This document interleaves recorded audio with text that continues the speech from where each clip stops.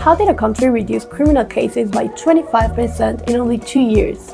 Story time on Jamaica's drug law reforms. Jamaica criminalized cannabis in 1913 and mandated a 1-year prison term for the possession, use, and cultivation of cannabis in 1941. This law particularly impacted traditional communities like Rastafarians and Maroons.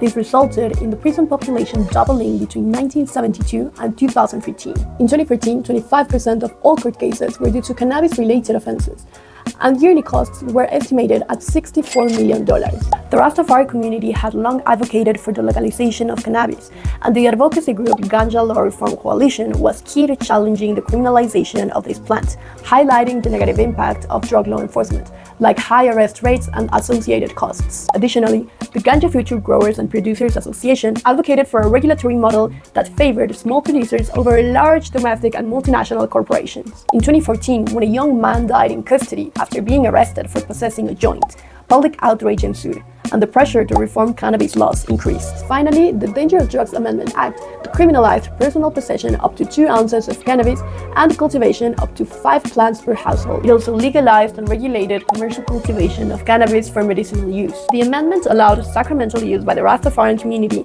and paved the way for expunging criminal records related to cannabis possession in quantities which were now decriminalized. The result? Court cases involving possession and smoking of cannabis have reduced by 90%, resulting in nearly 14,000 fewer arrests each year.